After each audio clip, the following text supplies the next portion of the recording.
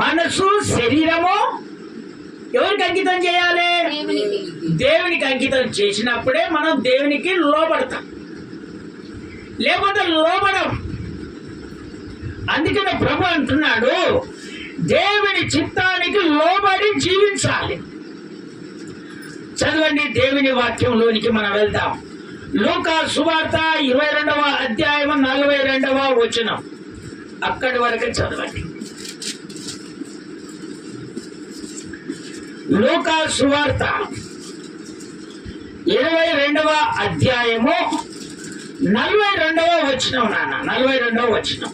తండ్రి తండ్రి ఈ గిన్నె నా యొద్ద నుండి తొలగించుటకు నీ చిత్తమైతే తొలగించుము. అయినను నా ఇష్టము కాదు నీ చిత్తమే సిద్ధించును గాక అని ప్రార్థించెను. ఎవరు చేస్తున్నారు ఈ ప్రార్థన? అమ్మా, ఎవరు చేస్తున్నారు ఈ ప్రార్థన? యేసు ప్రభు చేస్తున్నాడు. యేసు ప్రభు ఎవరికి అప్పగించుకున్నాడు? అమ్మా, తండ్రికి అప్పగించుకున్నాడు. ఆయన చేస్తున్నటువంటి ప్రార్థన, ఇదిగో నీ చిత్తమైతే ఈ గిన్నెను తొలగించు. అయ్యా, నీ చిత్తమైతేనే తొలగించు. దేవుని బిడ్డలారా, మనం ప్రార్థన చేస్తున్నప్పుడు మన ప్రార్థన దేవుని దగ్గరికి వెళ్ళి ఆయన మన బలపరిచే వారిగా ఆ ప్రార్థన ఒక సంతోషాన్ని కలిగించే విధంగా మన ప్రార్థన జీవితం రావాలి. చూడండి, యేసు ప్రభు ఈ భూమి మీద ఒలివల కొండకు ఆయన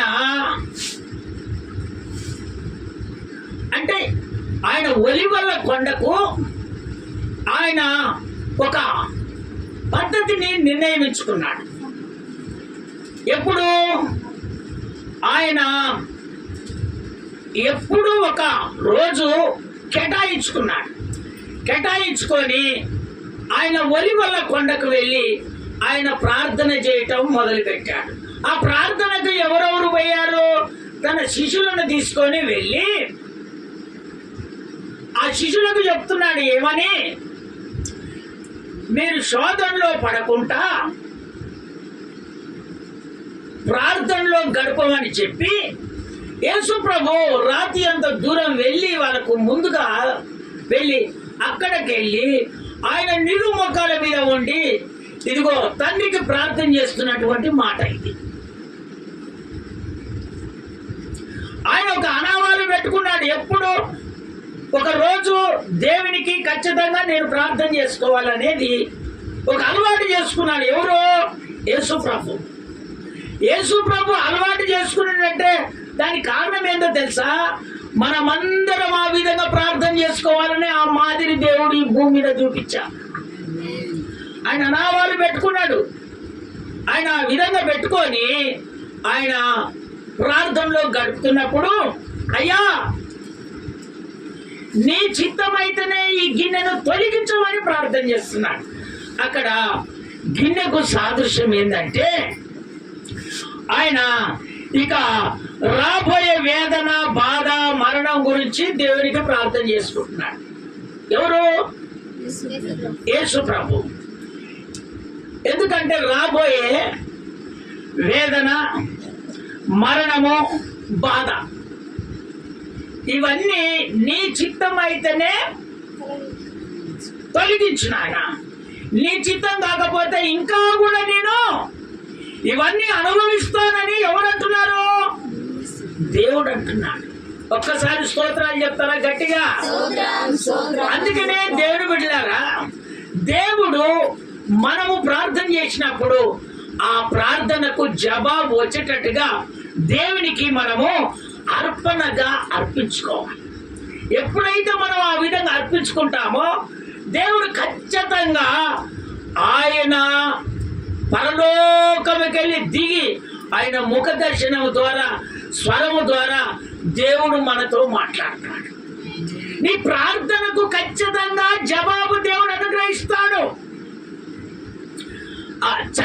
కింది మాట చదువుని ఇప్పుడు చదివినటువంటి మాట.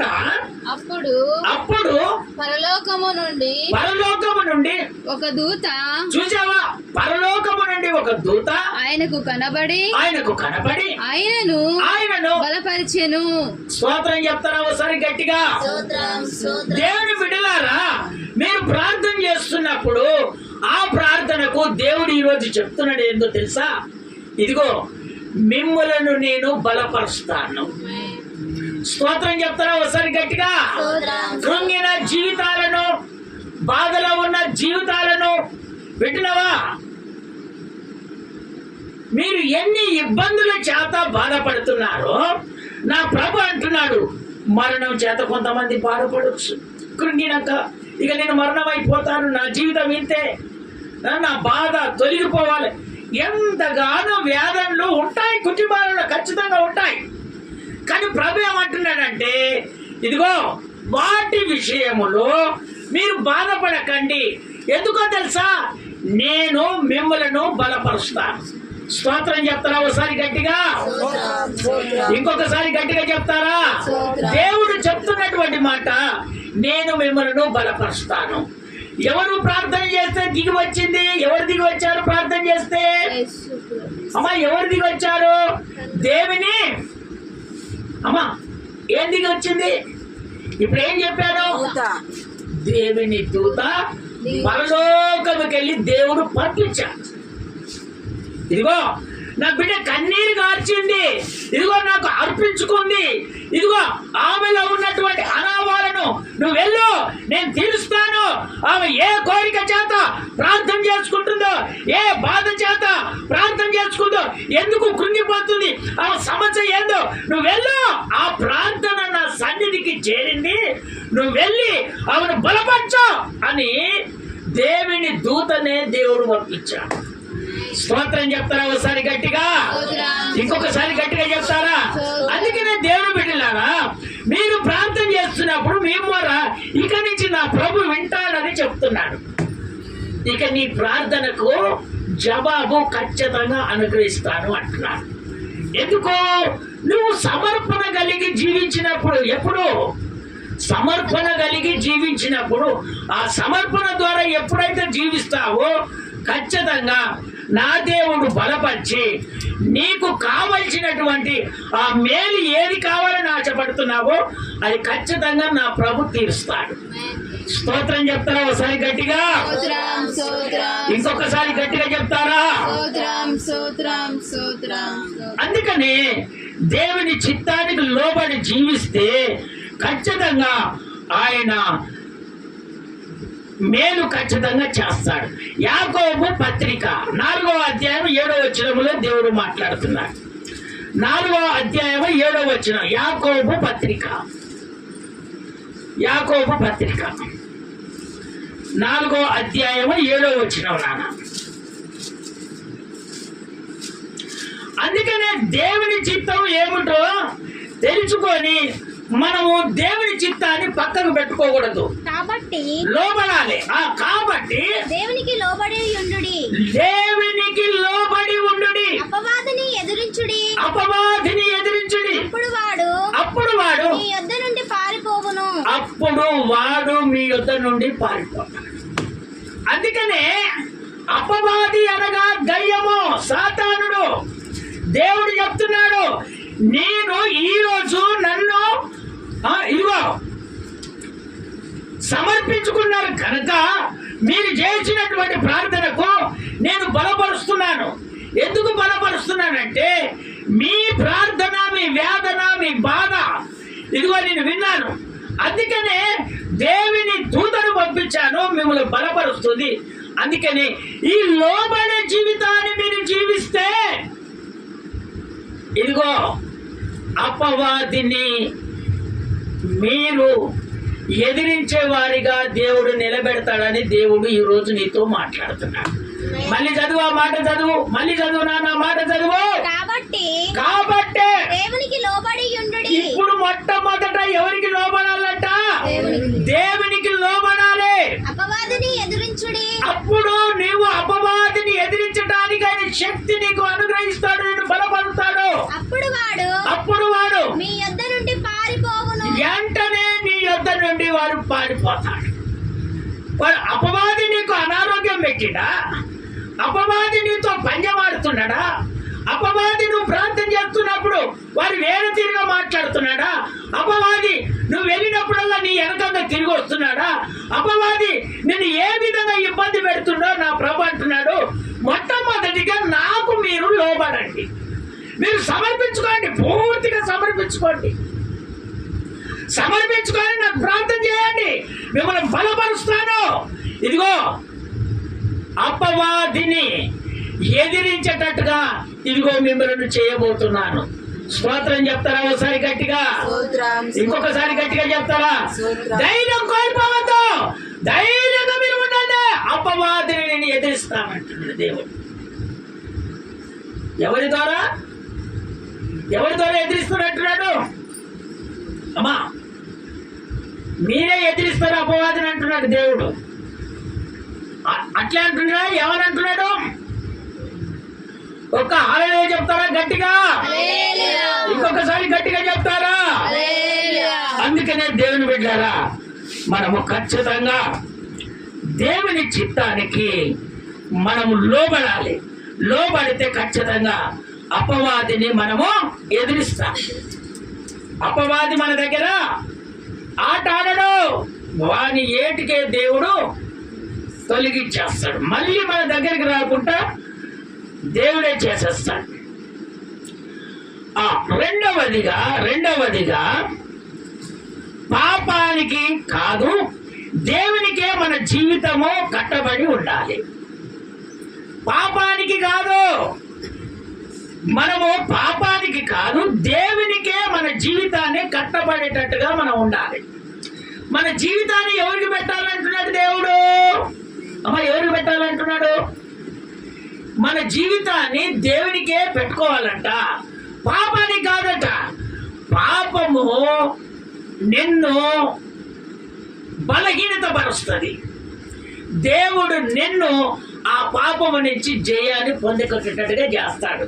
అందుకనే నువ్వు ఏం చేయాలంటే పాపానికి ప్రాముఖ్యత ఇవ్వద్దు, నువ్వు దేవునికి ప్రాముఖ్యత ఇస్తే ఆయన నీ కోరికను సిద్ధింపజేస్తాడు. ఎప్పుడైతే దేవుని మీద జీవితం కట్టబడి ఉంటావో ఆయన ఖచ్చితంగా మేలు చేస్తాడు. స్తోత్రం చెప్తారా ఒకసారి గట్టిగా? ఇంకొకసారి గట్టిగా చెప్తారా? రోమా పుస్తకంలోనికి వస్తారా? రోమా పుస్తకము 6వ అధ్యాయము 13వ వచనం.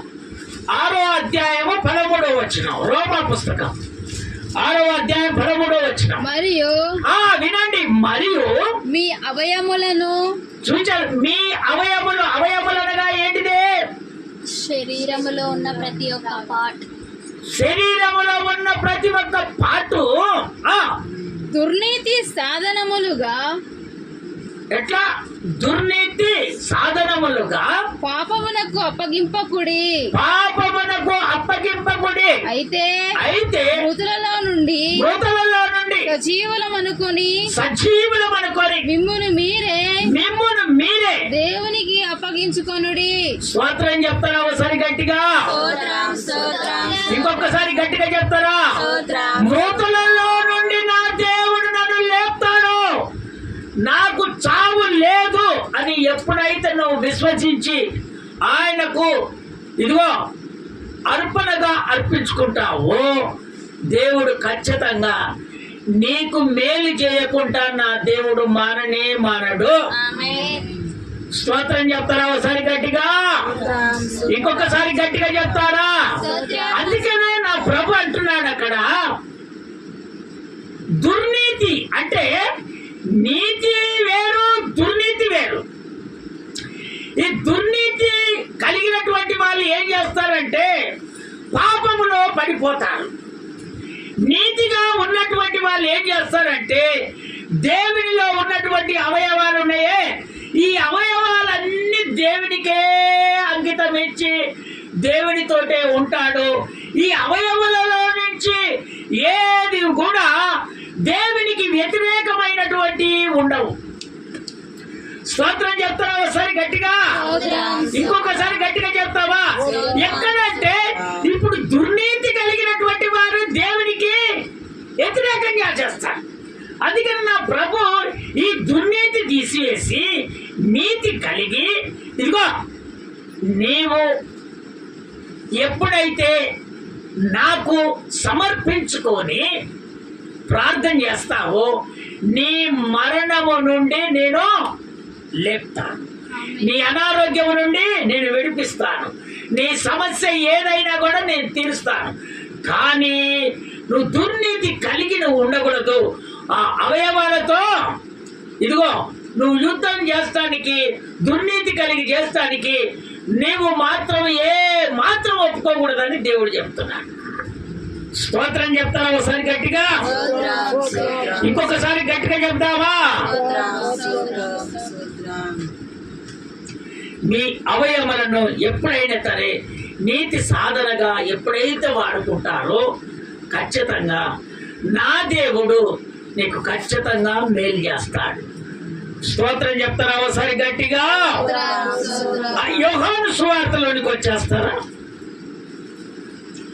యూదులతో చెప్తున్నటువంటి మాట, ఈ యూదులు ఏం చేస్తారు? దుర్నీతి కలిగి ఉంటారు. నీతిగానే ఉంటామని చెప్పి వాళ్ళు ఏ విధంగా ఉంటారు? దుర్నీతితో ఉంటారు. ఈ దుర్నీతితో ఉన్నప్పుడు వాళ్ళు నీతిగా ఉన్నటువంటి వాళ్ళను ఎదిరిస్తారు. అవునా కదమ్మా? వీళ్ళు తప్పు చేయరు, వీళ్ళు తప్పేం చేస్తారు? తప్పు చేయను ఏం చేస్తారంటే ఎదిరిస్తారు. వీళ్ళెవరు? యూదులు. వీళ్ళు దేవుని నమ్ముకున్నటువంటి వాళ్ళే. చదవండి ఆ మాట, యోహాను సువార్త 10వ అధ్యాయము 17వ వచనం చదివి అక్కడ ఆగునాను. మళ్ళీ నేను దాన్ని మరలా తీసుకొనున్నట్లు నా ప్రాణము పెట్టుచున్నాను. ఇందువలనే నా తండ్రి నన్ను ప్రేమించుచున్నాడు. అది కూడా చదువు కింది 18 కూడా. ఎవడైనను నా ప్రాణము తీసుకొనడు. నా ప్రాణము తీసుకొనడు. నా అంతటా నేనే దాన్ని పెట్టుచున్నాను. నా ప్రాణము పెట్టుచున్నాను. దాని పెట్టుటకు నాకు అధికారము గలదు. దాన్ని తిరిగి తీసుకొనుటకును నాకు అధికారము కలదు. నా తండ్రి వలన ఈ ఆజ్ఞ పొందితినా నేను అలాంటి ఆజ్ఞ పొందుకొని వచ్చానని దేవుడు చెప్తున్నాడు. ఎవరికి చెప్తున్నాడు ఈ మాటలు? యూదులకు చెప్తున్నాడు మాటలు. ఈ యూదులు యేసయ్యను కొంతమంది ఏం చేస్తారంటే, యేసు ప్రభు అన్ని చేస్తున్నాడు కానీ మరి శిలువలో కొడుతుంటే ఊకుంటారా, మరి ఎదురు తిరిగి కొట్టాలి కదా అని అంటారు. అయితే అక్కడ వాక్యము సూటిగా సెలవిస్తుంది. మళ్ళీ చదువు ఆ 18వ వచనం కరెక్ట్ గా చదువు నాన్న. 18వ వచనం చదువు. కొనుక్కుంటా కాకుండా మంచి చదువు. ఎవడును నా ప్రాణము తీసుకొనడు. చూసారా యేసు ప్రభు చెప్తాడు, ఎవడు కూడా నా ప్రాణం అసలు తీయలేడు. నా అంతటా నేనే దాన్ని పెట్టుచున్నాను. నా అంతటా నేనే మీ కొరకు పెడుతున్నాను. దాన్ని పెట్టుటకు నాకు అధికారము కలదు. దాన్ని తిరిగి తీసుకొనుటకు మళ్ళీ తిరిగి తీసుకొనుటకు నాకు అధికారము గలదు. నా తండ్రి వలన ఈ ఆజ్ఞ పొందితిన నేను ఈ ఆజ్ఞను పొందుకున్నానని దేవుడు చెప్తున్నాడు. స్తోత్రం చెప్తారా ఒకసారి గట్టిగా? ఇంకొకసారి గట్టిగా చెప్తారా? 3 మేకులు వీక్కోడి యేసయ్య అంటున్నాడు. ఇగో అధికారం పొందుకొని వచ్చాడు. ఆయన మహా గొప్ప దేవుడు. సైన్యములను యేసు ఒక్క మాట చెప్పాడంటే సైన్యమంతా అక్కడికక్కడ భూస్థాపన అయిపోద్ది. ఎందుకంటే ప్రభు తన తండ్రికి అప్పగించుకొని వచ్చాడు. నేను ఏదైతే చెప్తున్నానో నువ్వు అదే వాళ్ళకు బోధించాలి. నాకు తెలియనిది, నీకు చెప్పనిది ఏది కూడా నువ్వు బోధించొద్దని దేవుడు చెప్పాడు. అక్కడ తండ్రి చెప్పాడు. ఎవరికి చెప్పాడు? కుమారునికి చెప్పాడు.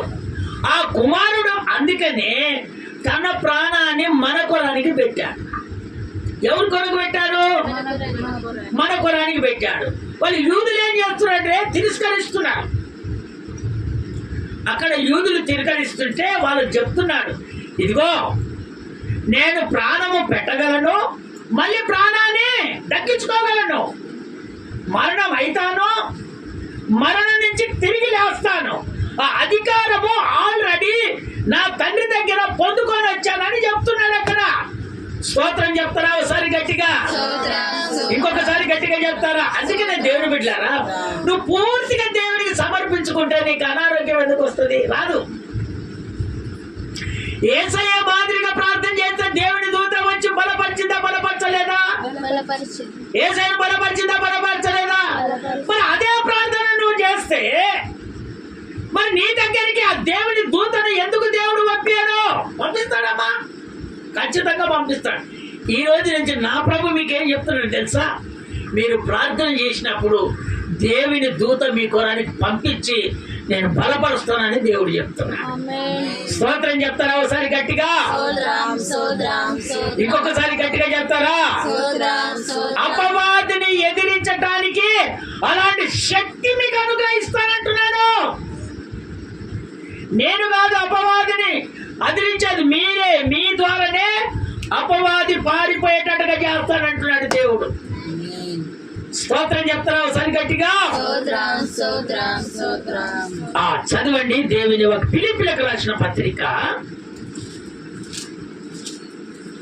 2వ అధ్యాయము 5వ వచనం ఒకసారి చదివి వినిపించినాడు. 2వ అధ్యాయము 5వ వచనం, ఫిలిప్పీలకు రాసిన పత్రిక 2వ అధ్యాయము 5వ వచనం. క్రీస్తు యేసునకు కలిగిన ఈ మనసు మీరును కలిగి ఉండుడి. దేవుడు చెప్తున్నాడు తెలుసా? ఇదిగో దేవుడు ఈ భూమి మీద మీకు చూపించాడు. అదే మనసు మీరు కలిగి ఉంటే ఆయన దేవుని స్వరూపము కలిగిన వాడై ఉండి దేవునితో సమానముగా ఉండుట విడిచిపెట్టకూడదని భాగ్యమని ఎంచుకొనలేదు కానీ మనుషుల పోలికగా పుట్టి దాసుని స్వరూపమును ధరించుకొని తనకు తానే రిక్తునిగా చేసుకున్నాడు. స్తోత్రం చెప్తారా ఒకసారి గట్టిగా? ఇంకొకసారి గట్టిగా చెప్తారా? చూడు దేవుని బిడ్డలారా, నా దేవుడు అక్కడ చక్కగా మనతో మాట్లాడుతున్నాడు. ఆయనే ఈ విధంగా తనకు తాను అప్పగించుకున్నాడు, తనకు తాను నిర్ణయం చేసుకున్నాడు. ఆయన దేవుడనే భాగ్యాన్ని మన పాప బతుకుల కొరానికి, మన అనారోగ్యాల కొరానికి, మన చెడు చేస్తుల కొరానికి ఆయన దేవుని పోలిక వదిలిపెట్టుకొని ఇదిగో మానవునిగా ఈ భూమి మీదకి పాపముగా దేవుడు దిగి వచ్చాడు. స్తోత్రం చెప్తారా ఒకసారి గట్టిగా? ఇంకొకసారి గట్టిగా చెప్తారా? ఎందుకు నా ప్రభు దిగి వచ్చాడంటే మీరందరూ సమాధానంగా ఉండాలి, ఏ అనారోగ్యాలు రాకూడదు, ఏ సమస్యలు రాకూడదు, అందరితో ప్రేమ కలిగి ఉండాలి అని నా ప్రభు ఆయన దేవుని పోలిక వదిలిపెట్టుకొని ఇదిగో ఈ భూమి మీదకి ఒక రిక్తునిగా మీ కొరానికి దేవుడు దిగి వచ్చాడు. స్తోత్రం చెప్తారా ఒకసారి గట్టిగా? అందుకనే దేవుని బిడ్డలారా, యేసు ప్రభు ఏ విధంగా అప్పగించుకున్నాడో భూమి మీద, అదే మాదిరిగా నీవు అదే సమర్పణ దేవునికి కలిగి ఉంటే ఈ భూమి మీద నువ్వు వేటిని అడుగుతున్నావో నా దేవుడు ఖచ్చితంగా అది తీర్చటానికి నా దేవుడు శక్తిమంతుడు. స్తోత్రం చెప్తారా ఒకసారి గట్టిగా? మూడవదిగా మనసులో బాధ కలిగినప్పుడు దేవునికి ప్రార్థన చేసేవాడిగా ఉండాలి. మూడవదిగా ఏంటిది? మనసులో బాధ కలిగినప్పుడు దేవునికి ప్రార్థన చేసేవాడిగా ఉండాలిగా. నువ్వు కృంగిపోవద్దు అంటున్నాడు దేవుడు.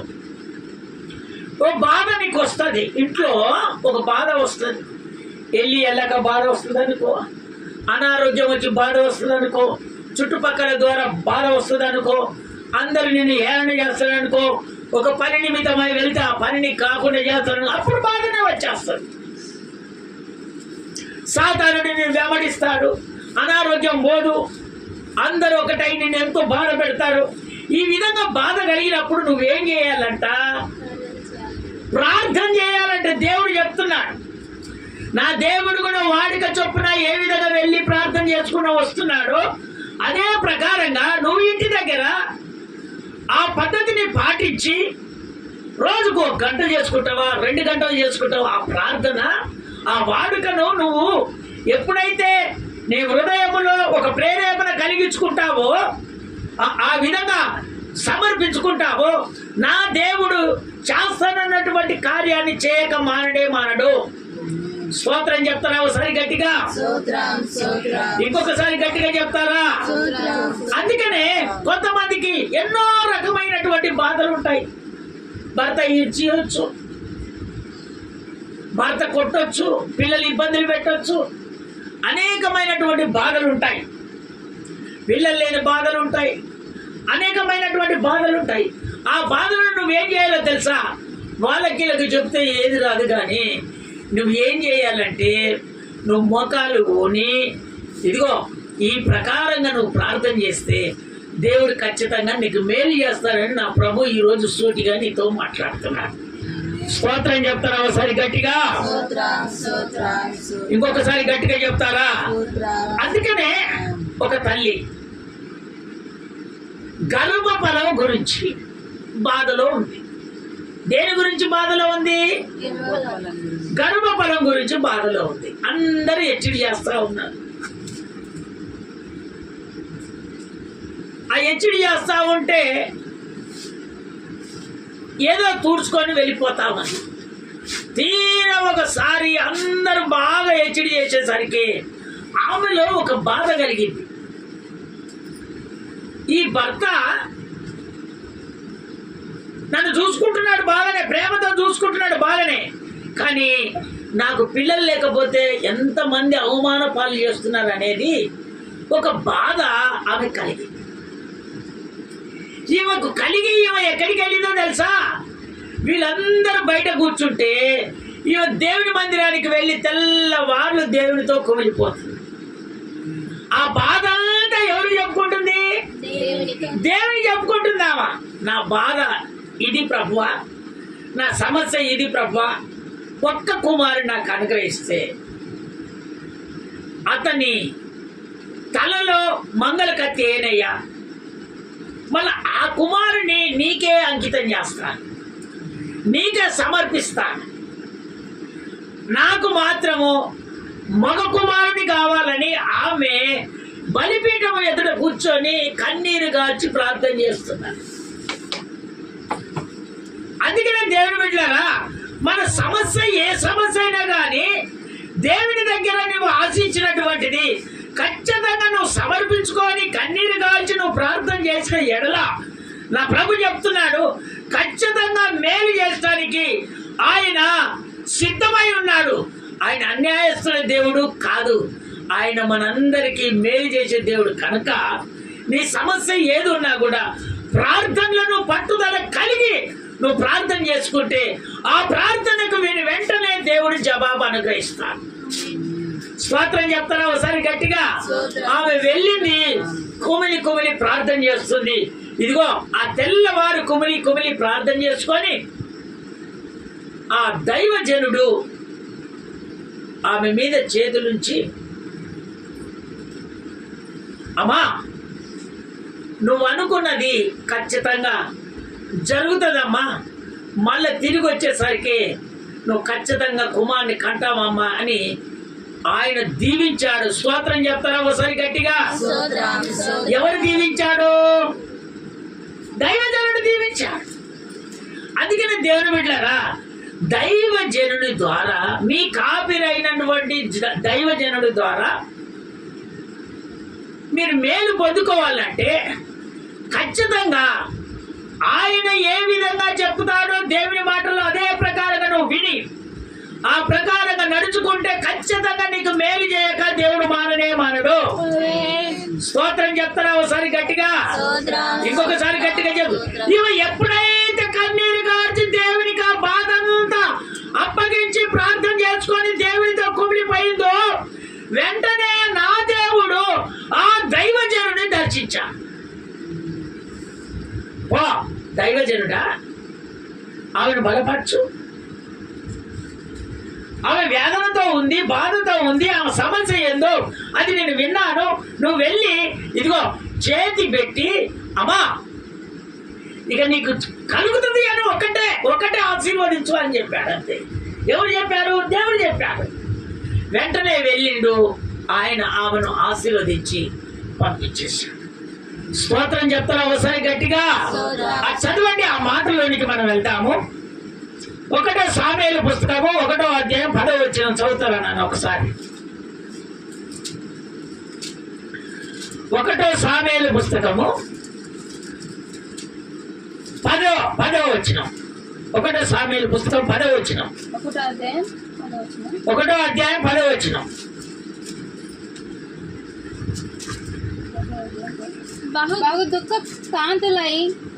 బహు దుఃఖ కాంతులై వచ్చి యెహోవా సన్నిధిని ప్రార్థన చేయుచు బహుగా ఏడ్చుచు సైన్యములకు అధిపతి యెహోవా ఈ సేవకురాలైన నాకు కలిగి ఉన్న ఈ శ్రమను చూచి నీ సేవకురాలైన నన్ను మరవక జ్ఞాపకం చేసుకొని నీ సేవకురాలైన నాకు మగ పిల్లను దయచేసిన ఎడల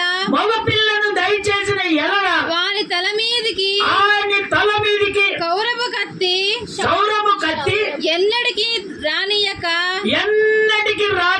వాడు బ్రతుకు దినములన్నిటను నేను వారిని యెహోవాకు నీకు అప్పగించునని మొక్కుబడి చేసుకొనెను. ఇదిగో నీకు సమర్పిస్తానని మొక్కుబడి నీకు అంకితం చేస్తానని ఒప్పుకోందని చేసుకో. స్తోత్రం చెప్తారా ఒకసారి గట్టిగా? ఇంకొకసారి గట్టిగా చెప్తారా? అందుకనే దేవుని బిడ్డలారా, దేవునికి ఎప్పుడైతే సమర్పించుకుంటావో సమర్పణ ఖచ్చితంగా ఆయన చిత్తాన్ని మనను నెరవేర్చాలి. ఎప్పుడైతే దేవునికి అప్పగించుకొని సమర్పించుకొని నువ్వు ప్రార్థన చేస్తున్నావో ఆ ప్రార్థన తగ్గట్టుగా ఆయన చిత్తాన్ని నువ్వు నెరవేర్చాలి. మళ్ళా ఇదిగో ఆమె వెళ్ళింది, కన్నీరు గార్చింది, ప్రార్థన చేసింది. ఏం కావాలనేది మళ్ళా దేవుడితో నాకు మగ సంతానమే కావాలి. అప్పుడు దైవజనుడు ఆమెను దీవించి పంపించాడు. వెంటనే దేవుడు మగ సంతానాన్ని దేవుడు అనుగ్రహించాడు. స్తోత్రం చెప్తారా ఒకసారి గట్టిగా? ఆమె శ్రమను తొలగించాడు, ఆమె నిందను తొలగించాడు, ఆమె బాధను తొలగించాడు. చుట్టుపక్కల ఉన్నటువంటి అనేకమైనటువంటి మాటలు మాట్లాడుతున్నారు, అనేకమైన ఇబ్బందికరమైన మాటలు, చనిపోవాలన్నట్టుగా మాటలు మాట్లాడారు, ఎన్నో అవహేళనలు చేశారు. ఆమె శ్రమల నుంచి నా దేవుడు ఇదిగో ఆశీర్వాదం కలగజేశాడు. స్తోత్రం చెప్తారా ఒకసారి గట్టిగా? నా ప్రభు ఇప్పుడు అంటున్నాడు, నీ శ్రమ ఎలాంటిదైనా సరే, నీ బాధ ఎలాంటిదైనా సరే, నువ్వు ఏది కావాలని ఆశించి ఈ సంపూర్ణ ఉపవాస ప్రార్థనకు వచ్చావో నా ప్రభు అంటున్నాడు, అది ఖచ్చితంగా నేను బలపరిచి నేను స్థిరపరిచి నువ్వు అనుకున్నది ఖచ్చితంగా జయింపచేట్టుగా నేను చేస్తానని దేవుడితో మాట్లాడుతున్నాను. స్తోత్రం చెప్తారా ఒకసారి గట్టిగా? ఇంకొకసారి గట్టిగా చెప్తారా? వెంటనే ఎప్పుడైతే కుమారుని అనుగ్రహించాడో అదే మాదిరిగా ఆమె పుట్టినప్పుడు ఇక అతడు తప్ప ఇంకా లేరు, ఒకటే కుమారుడు. ఆ కుమారుని అన్న మాట తప్పకుండా మళ్ళీ వెంటనే అతనికి చొక్కాలు గుట్టించి తీసుకొని వచ్చి దైవజనుని ఇదిగో చేతుల మీద పెట్టింది. తీసుకొని వచ్చి స్తోత్రం చెప్తారా ఒకసారి గట్టిగా, ఇంకొకసారి గట్టిగా చెప్తారా? కొంతమంది సమర్పించుకొని కొంతమంది ఏం చేస్తారో తెలుసా? ఆ సమర్పణ తగ్గట్టుగా నడుచుకోరు, ఆ సమర్పణ పద్ధతిగా నడుచుకోరు. ఆ సమర్పణ పద్ధతిగా నువ్వు నడుచుకోకపోతే నా ప్రభు పైన చూస్తున్నాడని ఇప్పుడు వాక్యం ద్వారా యేసు ప్రభు ప్రార్థన చేసినప్పుడే దేవుని దూత వచ్చి బలపరిచిందని మనం విన్నావా లేదా? మరి దేవుడు నీకెందుకు కార్యం చేయడు? చేస్తాడు ఖచ్చితంగా. ఆయన చిత్తాన్ని నువ్వు ఖచ్చితంగా నెరవేర్చే వారిగా నువ్వు ఉండాలి. ఆయన చేస్తాడు. ఆ చేసినందుకు దాని ప్రతిఫలం ఏదైతే ఒప్పుకుంటున్నావో అది ఖచ్చితంగా నువ్వు నెరవేర్చాలి. ఇగో వెంటనే ఆ చదవండి, ఆ 1 సామెల పుస్తకం 2వ అధ్యాయం 18వ వచనం. 2వ అధ్యాయం 18వ వచనం. బాలుడైన సమూయేలు నారతో నేయబడిన ఎఫోదు ధరించుకొని యెహోవాకు పరిచర్య చేయుచుండెను. ఎవరికి పరిచర్య చేస్తున్నాడు? యెహోవాకు పరిచర్య చేస్తున్నాడు. ఎవరైనా? సాముయేలు. ఇప్పుడు కుమారుని తీసుకొని వచ్చి ఎక్కడ పెట్టింది? దేవుని మందిరంలో పెట్టింది. ఆ విధంగా సమర్పించుకుంది. వెంటనే తీసుకొని వచ్చి ఇదిగో దేవుని మందిరంలో దైవజనునికి అప్పగించి, ఆ దైవజనునికి అప్పగించిన నాటి నుండి అతడు కూడా సమర్పించుకొని అక్కడి నుంచి ఇక బయటికి వెళ్ళలేక. స్తోత్రం చెప్తారా ఒకసారి గట్టిగా, ఇంకొకసారి గట్టిగా చెప్తారా?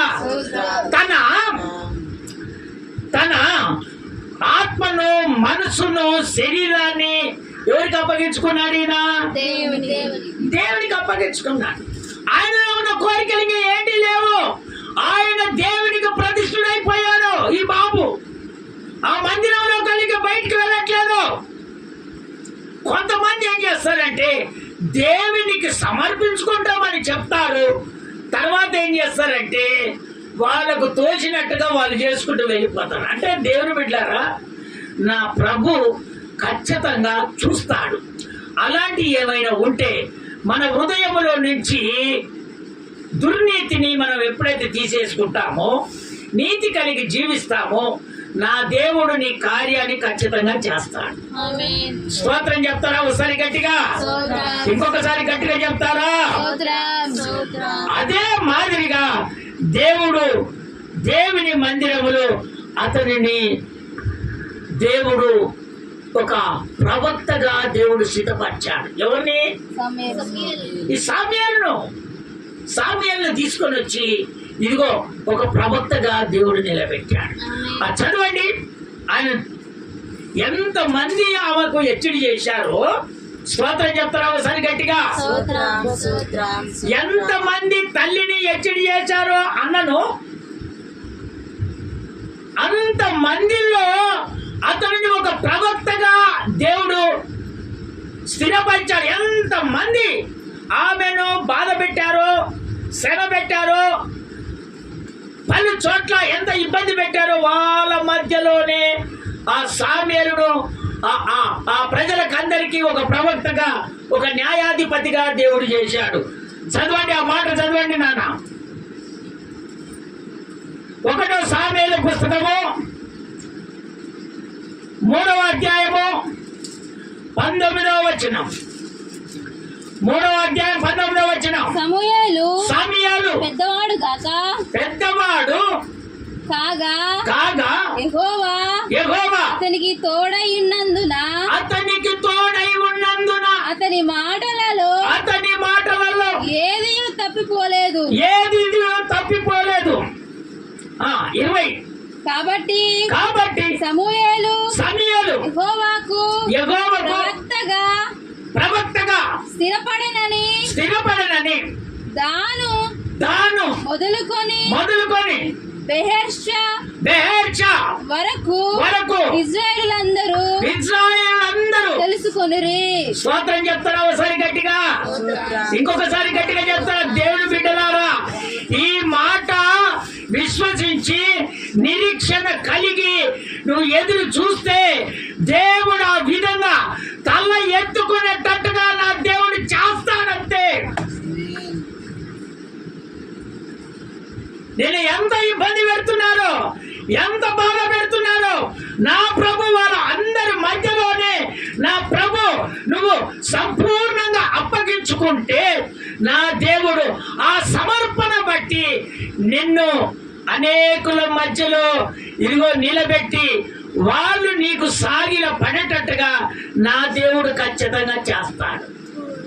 స్తోత్రం చెప్తారా ఒకసారి గట్టిగా?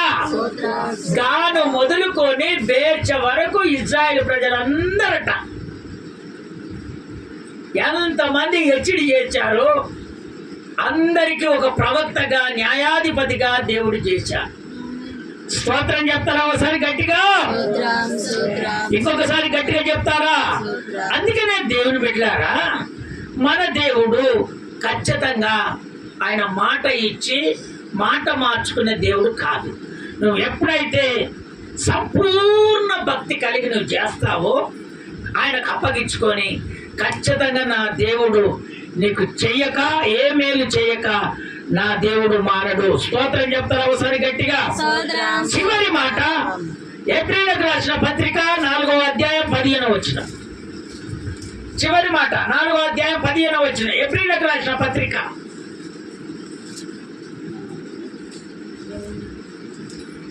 సమర్పణ 4వ అధ్యాయం 15వ వచనం. మన ప్రధాన యాజకుడు, వినండి, మన ప్రధాన యాజకుడు మన బలహీనతల యందు, చూసావా? మన బలహీనతలను దేవుడు ఖచ్చితంగా చూస్తాడు. మన బలహీనతల యందు మనతో భావము మళ్ళీ చదువు.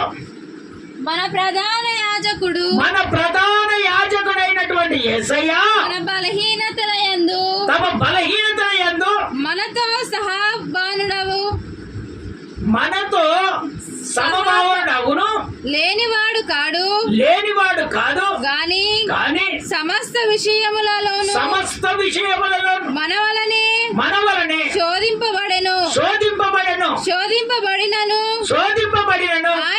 ఆయన పాపము లేనివాడుగా ఉండెను.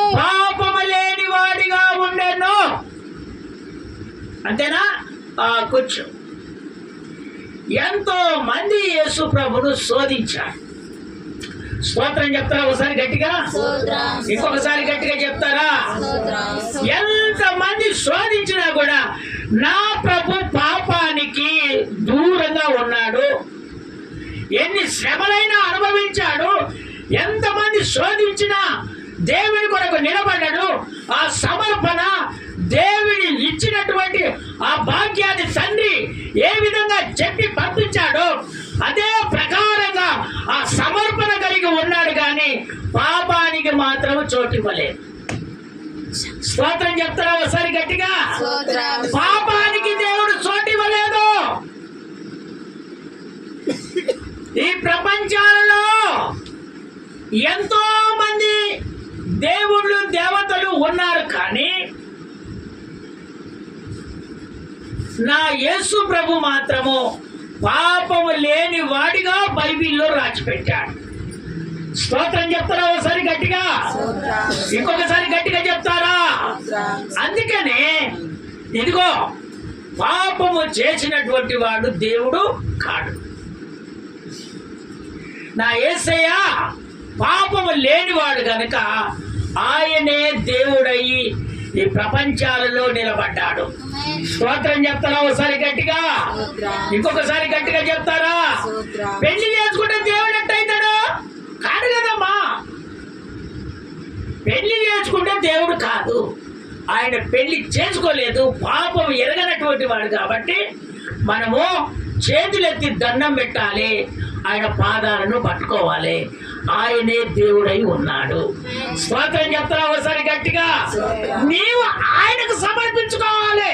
వాళ్ళు వీళ్ళు చెప్పినే కాదు. వాక్యం విన్నటువంటి దేవుని బిడ్డలారా, నీ దేవుడు పరిశుద్ధుడు, పాపము లేడు వాడు కనుక నీవు ఆ